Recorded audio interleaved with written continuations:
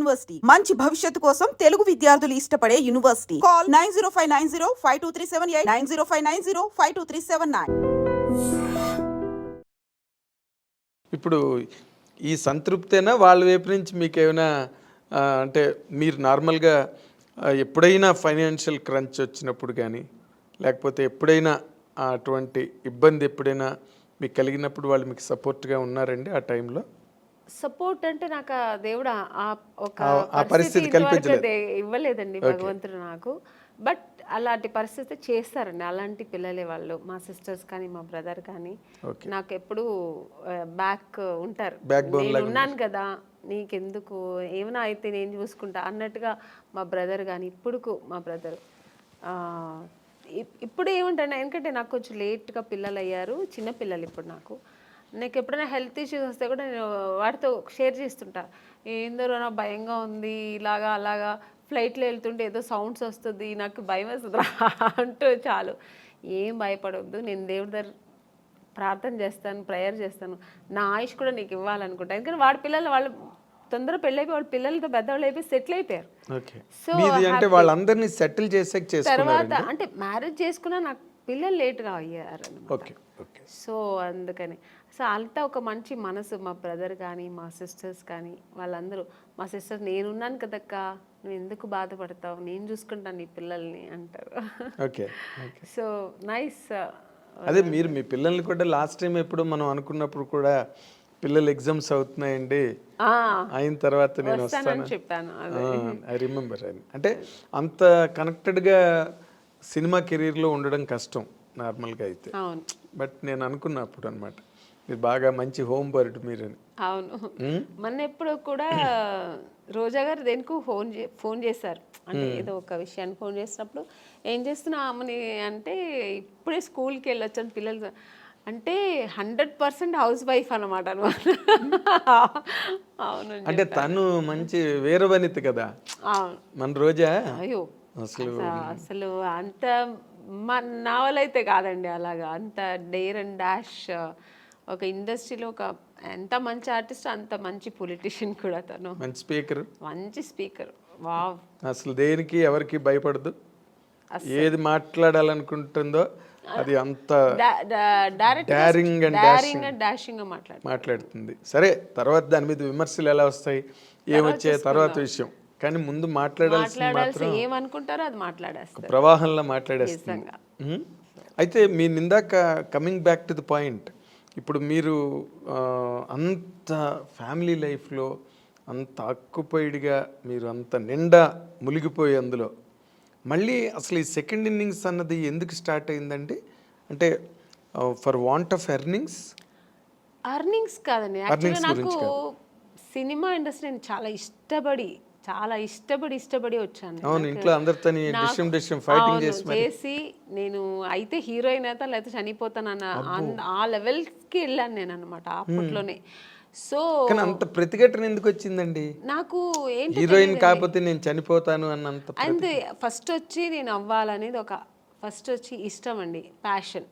చిన్నప్పటి నుంచి నాకు ఊహ తెలిసినప్పటి నుంచి నేను సినిమాలో చేయాలి నేను ఒక ఆర్టిస్ట్ అవ్వాలి, హీరోయిన్ అవుతానా లేదా ఆర్టిస్ట్ అవ్వాలి. తర్వాత ఒక ఏజ్ వచ్చినప్పుడు నేను హీరోయిన్స్ అంతా రాధా గారు, శ్రీదేవి గారు, జయప్రద గారు, జయసుధ గారు వాళ్ళ సినిమాలను చూసేవాళ్ళు కదా, విజయశాంతి గారు ఫైట్, ఆ ప్రతిఘటన సినిమా అంతా చూసినప్పుడు నేను కూడా ఇలా చేయాలి, ఆ రోల్ మోడల్ వీళ్ళందరూ నాకు సో ఇలా నేను చేయాలి, హీరోయిన్గానే చేయాలి, హీరోయిన్ అయితేనే ఇవన్నీ చేయగలుగుతాం. సో అక్కడి నుంచి అది స్టార్ట్ అయింది. ఇండస్ట్రీకి వచ్చి ట్రై చేసినప్పుడు ఫెయిల్యూర్ వెళ్ళినప్పుడు మనం ఏమనుకుంటాం, మేము అందంగా ఉన్నాము, మాకు అన్నీ తెలుసు, వెళ్ళిన వెంటనే రామ్మా నువ్వు ఈ సినిమాలో నువ్వే హీరోయిన్ అని రెడ్ కార్పెట్ వేసి వెంటనే ఇచ్చేస్తారా అని ఒక ఊహలో వస్తాం. నేనే కదా, అందరూ వచ్చేవాళ్ళు అలాగే వస్తారు. సో ఒక డ్రీమ్తో వచ్చినప్పుడు ఇక్కడ వచ్చిన తర్వాత ఇప్పుడు ఒక మౌంటైన్ ఉందండి, అది దూరం నుంచి చూస్తే అది చాలా అందంగా ఉంటుంది, దగ్గర వెళ్ళిన తర్వాత ఎన్ని రాళ్ళు ఉన్నాయి, ఎన్ని ముళ్ళు ఉంటాయి, దాన్ని అక్కడ ఎక్కడానికి ఎంత కష్టం ఉంటుంది అనేది తర్వాత తెలుస్తుంది. అది దూరపు కొండలు నునుపు అంటారు కదా, అలాగే నాకు కూడా నేను అలా అనుకుని వచ్చాను. తర్వాత ఇక్కడ వచ్చిన తర్వాత అంత ఈజీ కాదు, అనిపించింది. ఇప్పుడైనా మనకి ఇండస్ట్రీ చాలా ప్లాట్ఫామ్స్ ఉంది. ఒకవేళ హీరోయిన్ అవ్వలేదు, ఒక 4-5 సినిమాలు ట్రై చేసాం, దొరకలేదు అనుకోండి, ఓకే లేకపోతే ఏంటి మనం ఏదో చేసుకుందాం, యాంకర్ అవ్వచ్చు, దాంట్లో ట్రై చేయొచ్చు, సీరియల్ హీరోయిన్ అయిపోవచ్చు, చాలా ఉన్నాయి ఇప్పుడు మనకు ఆప్షన్స్ ఎక్కువ ఉన్నాయి. మోడలింగ్ చేయొచ్చు, దానికి తగినట్టుగా మనం మన బాడీని చేసుకుని మోడలింగ్ చేయొచ్చు. ఇలా చాలా ఆప్షన్స్ ఉన్నాయి.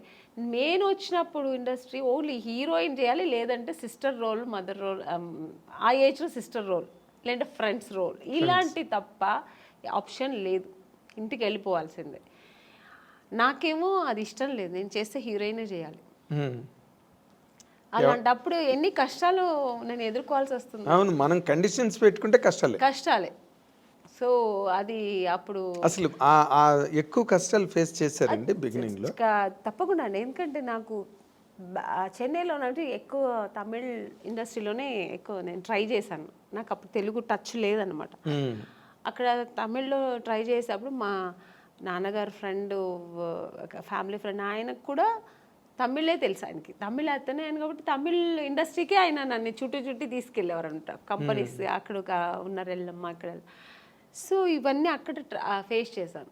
బట్ నేను తెలుగులో ఫేస్ చేయలేదు, డైరెక్ట్ హీరోయిన్ అయిపోయాను. నేను అనుకొని వచ్చాను కదా, అది ఇక్కడ దొరికింది. అక్కడ చాలా కష్టమైంది. అంటే ఇక్కడ వచ్చేప్పటికి చాలా ఎక్స్పీరియన్స్ అయింది నాకు. అంటే అక్కడ ఒక ఎస్టాబ్లిష్డ్ పొజిషన్కి వచ్చాక కదా ఇక్కడికి వచ్చాను. అక్కడ ఎస్టాబ్లిష్ అవ్వడానికి ఎస్టాబ్లిష్ అవ్వలేదు, చేస్తున్నప్పుడే అంటే హీరోయిన్ ఛాన్స్ దొరికింది. నేను పడిన కష్టాలకి హీరోయిన్ ఛాన్స్ దొరికింది. బట్ నేను 100% అక్కడ సక్సెస్ అవ్వలేదు, ఇక్కడ సక్సెస్ అయ్యాను. అంటే పడిన కష్టాలు అంటే ఇప్పుడు రకరకాలుగా ఉంటాయండి కష్టాలు. కష్టం అంటే నా ఇది ఏంటంటే, నేను చేసిన ట్రావెల్ ఎలాగంటే, వెళ్ళిన వెంటనే ఫొటోస్ చూసేవారండి. అప్పుడంతా ఎక్కువ ఫొటోస్, ఆల్బమ్స్, అవన్నీ ఫొటోస్ చూసి చాలా బాగుంది అమ్మాయిని వెంటనే రమ్మనని వాళ్ళు. వెళ్ళి చూసిన వెంటనే ఈ అమ్మాయి ఎక్కడో వాళ్ళ ఫేస్ ఎక్స్ప్రెషన్స్ మారిపోయేది. వాళ్ళు ఏదో హై ఎక్కడో ఒక ఫుల్ దీంట్లో ఉంటారు, ప్లెడ్జ్లో ఉంటారు. ఈ అమ్మాయి ఇంత అందంగా ఉంటే ఇంక డైరెక్ట్గా ఎంత ఉంటుందో అనుకొని ఒక ఊహలో ఉంటారు. నన్ను చూసిన వెంటనే మేము కొంచెం అంత నార్త్ ఇండియన్ కలర్స్ కాదు, హైట్ ఉన్నాం కానీ నార్త్ ఇండియన్ కలర్ కాదు. మెయిన్ ఆ కలర్ కాంప్లెక్షన్ కదండి ఫస్ట్ మీకు లుక్ ఏమిస్తుందంటే ఆ కలర్ కాంప్లెక్షన్ చూసిన వెంటనే బాగుంది అనేది అనిపించేది. అక్కడ నేను ఫెయిలియర్ అయ్యేదాన్ని చూసిన వెంటనే. కలర్ దెబ్బ కొట్టింది మిమ్మల్ని. ఇంకొకటి మీరు చెప్పినట్టు ఇప్పుడు ఆ స్పీకింగ్ మనం చూసిన కొంతమంది పడపడని మాట్లాడేస్తారు. నేను కొంచెం అలా మాట్లాడను, రిజర్వ్డ్గా ఉంటాను. నమస్తే కూర్చుంటా, అడిగిన దానికి ఆన్సర్ అంతే, ఎక్స్ట్రా మాట్లాడడం నేను మాట్లాడను కూడా. అది ఎంత వాళ్ళకి అమ్మాయి నిజంగానే యాక్టింగ్ చేస్తుందా క్యారెక్టర్ అని ఎక్కడో వాళ్ళకి ఏదో ఫీల్ అయ్యేవారు. సార్ చెప్పి పంపిస్తాం అనేవారు. ఇలా ప్రతి ఒక్క కంపెనీలో జరుగుతుంది. కానీ తమిళ్లో మీరు కలర్ అంటున్నారు, సావిత్రి గారు భయంకరమైన కారు నలుపు, వాణిశ్రీ గారు మామూలు నలుపు కాదు, ఆవిడకి 4 గంటలు 5 గంటలు మేకప్ చేసేవారు వాణిశ్రీ గారు. కరెక్టే అండి, మీరు చెప్పేది కరెక్టే. బట్ నేను వచ్చేప్పటికి ట్రెండ్ చాలా మారింది. అంత అప్పుడు ఉన్నంత ఇప్పుడు సావిత్రి గారు అప్పుడు ఎంత లావు ఉన్నవారు, బట్ చక్కగా ఫేస్ అందంగా ఉంటే ఓన్లీ ఆ ఫేస్ చూసేవారు అనమాట. మీకు ఆ స్ట్రక్చర్ చూసేవాళ్ళు కాదు. ఈవెన్ భానుమతి గారు కానీ మన వాణిశ్రీ గారు కానీ అప్పుడంతా స్ట్రక్చర్ ఏమి చూసేవాళ్ళు కాదు. అప్పుడు అన్న ఓన్లీ ఎక్స్ప్రెషన్స్, యాక్టింగ్ ఇది చూసేవారు అనమాట. ఆ తర్వాత జనరేషన్ ఇప్పుడు శ్రీదేవి గారు వాళ్ళంతా వచ్చేప్పటికి స్ట్రక్చర్ మెయింటైన్ చేసేవాళ్ళు, అందము అన్నీ వచ్చేసింది కదా. సో అది అప్పటికే మీకు నార్త్ ఇండియన్స్ చాలా మంది వచ్చారు. నగ్మా గారు అప్పటికి వచ్చేసారు, మీ టైంకి వచ్చేసారు. సో అక్కడ అదే వచ్చింది. ఖుష్బూ గారు వీళ్ళందరూ ఇక్కడ ఎంటర్ అయిపోయారండి. అప్పటికి వాళ్ళంతా వచ్చి ఇక్కడ అప్పుడు సామ్రాజ్యం ఏలుతున్నారు. ఆ టైంలో నేను ఎంటర్ అయ్యాను. అప్పుడు ఎలా ఉంటుంది చెప్పండి. సో అంటే కొన్ని సినిమాలకి ఇలా ఉంటే చాలే అనుకొని దొరికేది వేరు. అన్ని కమర్షియల్ సినిమానికి అలా అనుకోరు కదా. ఒక గ్లామర్ హీరోయిన్ కావాలనుకుంటారు, చాలా అందం మంచి కలర్ కావాలనుకుంటారు. సో అక్కడ మనం ఫెయిలియర్ అవుతాం కదా. అవును, 100%. చూడగానే వెంటనే మైనస్ మార్కులు పడిపోతాయి. ఇప్పుడు కొంతమంది పర్వాలేదు, మనకి మెయిన్ కావాల్సింది ఆ ఫేస్ అందము, స్ట్రక్చరు, యాక్టింగ్ ఇది చాలు అనుకునే డైరెక్టర్స్ కొంతమంది. లేదు నాకు అలా కలరే కావాలనుకున్నది ఎక్కువ మంది అప్పట్లో, ఇప్పట్లో కూడా. ఎప్పుడైనా అందుకని బ్లాకిష్కి అంత తొందరగా వచ్చిన తర్వాత ఇప్పుడు ఈ మధ్యలో కొంచెం ట్రెండ్ మారింది. మన దీపికా పడుకుని అంటే ఒక డస్టీ కలర్ అని అది ఇప్పుడు ఫేమస్ అయిందండి. మేము వచ్చినప్పుడు ఆ డస్టీ కలరే బ్లాక్ అని చెప్పి మమ్మల్ని పక్కన పెట్టేవాళ్ళు. చాలా ఎక్కడో లక్కీగా దొరికేది అంతే. ఇప్పుడు వీటిష్ అంటున్నారు, బ్లాక్ వీటిష్ అంటున్నారు, డస్కీ కలర్ అని ఏమేమో అంటున్నారు. దాని ఇప్పుడు పేర్లు పెట్టి దాని ఒక ఫ్యాషన్ చేసుకున్నారు. మేము ఉన్నప్పుడు అలా కాదండి, కొంచెం కష్టమే. హీరోయిన్ అయిన తర్వాత కూడా ఇక్కడంతా మేకప్ వేయమని చెప్పేవాళ్ళు, కలర్ ఎందుకంటే దీనికి డిఫరెన్స్ రాకూడదని. సో ఇవన్నీ మేము ఎదుర్కోవాలి, స్కిన్ టోన్ అంతా ఒకేలా ఉండాలని.